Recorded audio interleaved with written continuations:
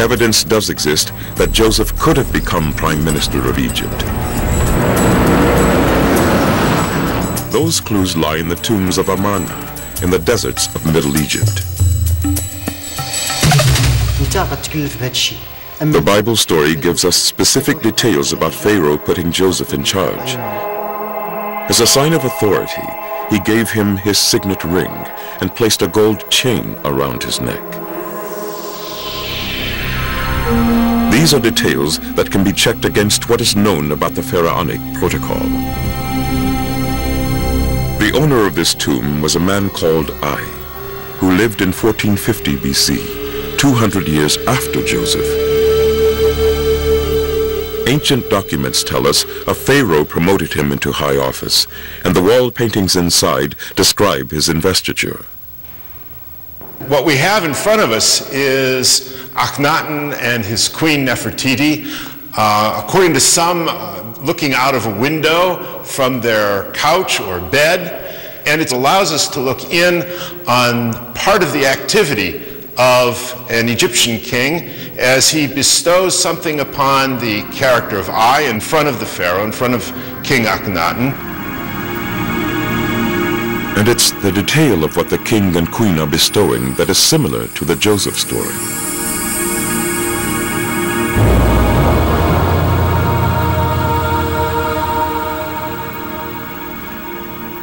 This is very similar to what happens in the book of Genesis, where you have the character of Joseph being raised to a high office by the king of Egypt.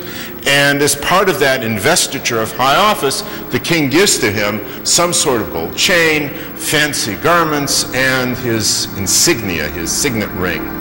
So here we have some evidence that whoever wrote the story must have had some first-hand knowledge of royal practice within the Egyptian government.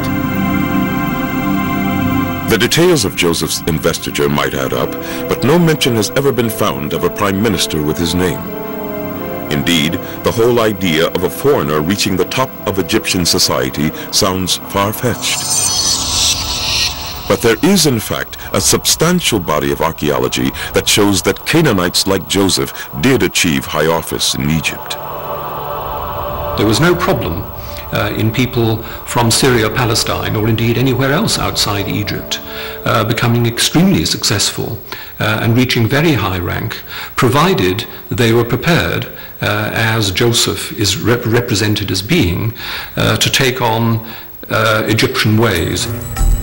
In the 1980s, in Saqqara, near Cairo, archaeologists found the tomb of a former prime minister of ancient Egypt called S1-Ep4. And he doesn't sound like an Egyptian because the name El is the Canaanite term for God. The name S1-Ep4, of course, is not an Egyptian name, it's a Semitic name. And this man was the vizier, he was the prime minister of Lower Egypt, northern Egypt, during the days of Pharaoh Akhenaten. So here we have a Semite who achieved a very high position in the administration under Pharaoh Akhenaten. And this wasn't an isolated example. Another pharaoh, Siptah, who lived in 1200 BC, became a king only because of his foreign prime minister.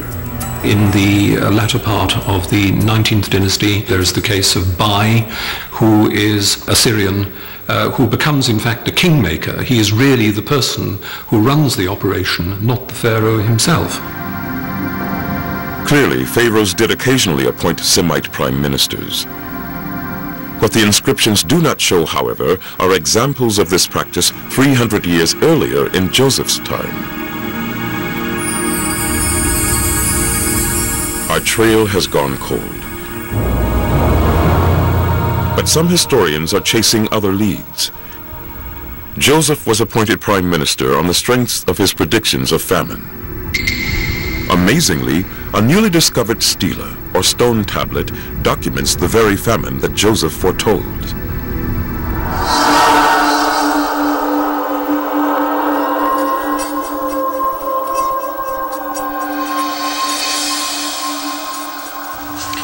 This is an interesting stela. We see the governor, and in front of him statements of various events of his life. One of them is a mention of a famine And it indicates to us that famines were quite frequent.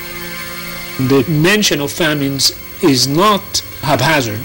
It's mentioned in certain episodes, and almost invariably we can correlate those famines with global climatic changes. Other clues to such a famine in Joseph's time have been found thousands of miles away.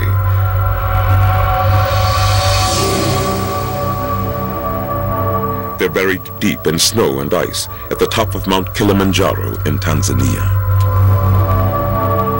This mountain is of great interest to those studying Egypt's climate history because they are in the same part of Africa. Lonnie Thompson and his team of geologists climbed from the jungle to beyond the snow line to drill for ice cores. These ice cores contain a unique record of East Africa's climate. Kilimanjaro is, let's say it's the only site that you can get an ice core record that would record events in this part of the world. But it's also very relevant to the history of Egypt because the headwaters of the Nile depend on rain, and the accumulation on this ice field on Kilimanjaro depends on snow, all coming from the same events. So they are very closely linked, and you should see a record of that in these ice cores. In the lab, they examine the ice core for the presence and quantity of dust. Dust is a fingerprint of major climate change because its presence suggests an ancient catastrophe, a volcanic eruption, or even an asteroid strike. Such an event would throw massive quantities of dust into the atmosphere, disrupting weather patterns and rainfall, causing drought and famine. These are sections of the Kilimanjaro ice core. They're from about 40 meters below the surface. And this is the older piece that we see here. And we can see this very distinct dust event. This represents 4,200 years ago. It's a 300-year drought in the Egyptian history. This is not the famine Joseph predicted, but the cataclysmic famine that led to the cannibalism discussed in Ankatifi's tomb 500 years before Joseph's time.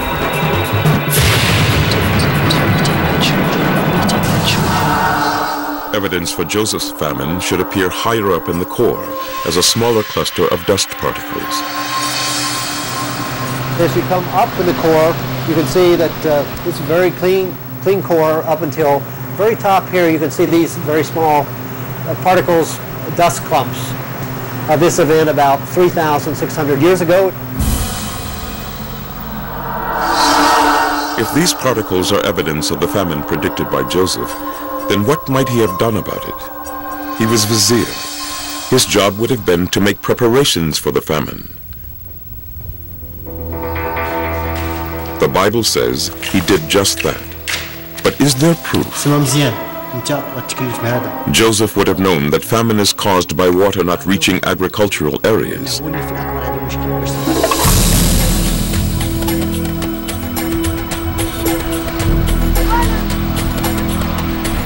One particularly vulnerable area would be the fertile land around Lake Karun to the west of the country.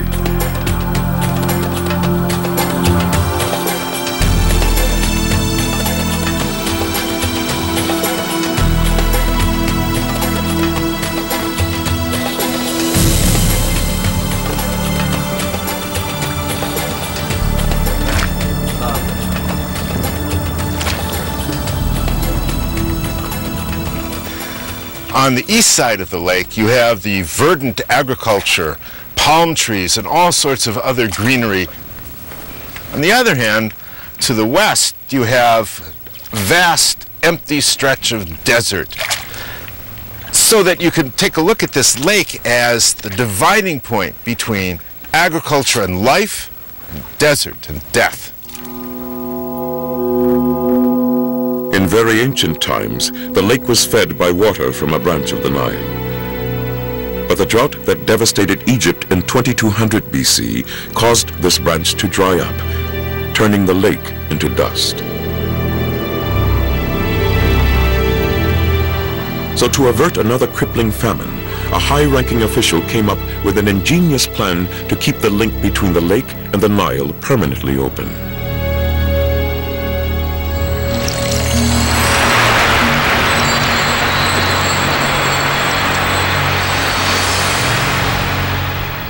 4,000 years ago, according to scholars' latest judgments, the Egyptian government decided to dredge one of these branches and make it deeper and keep it free from silt, and essentially make it a functioning canal.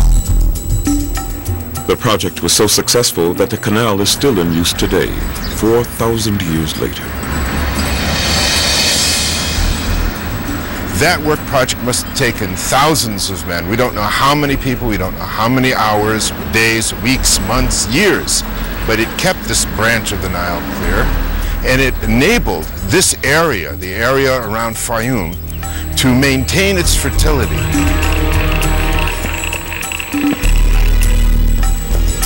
This construction project was essential in stopping future famines.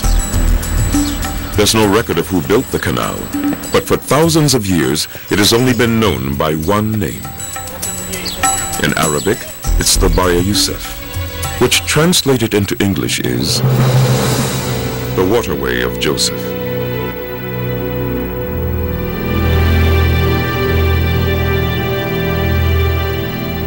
So a canal was built to keep the land green, but Joseph's job would be a very tough one at a time of drought and famine. A famine would have meant that there were many key decisions he would have made in order to protect Egypt and save his Pharaoh's skin. A man who steers his people and his king through great adversity might expect a big reward. So, did Joseph get one?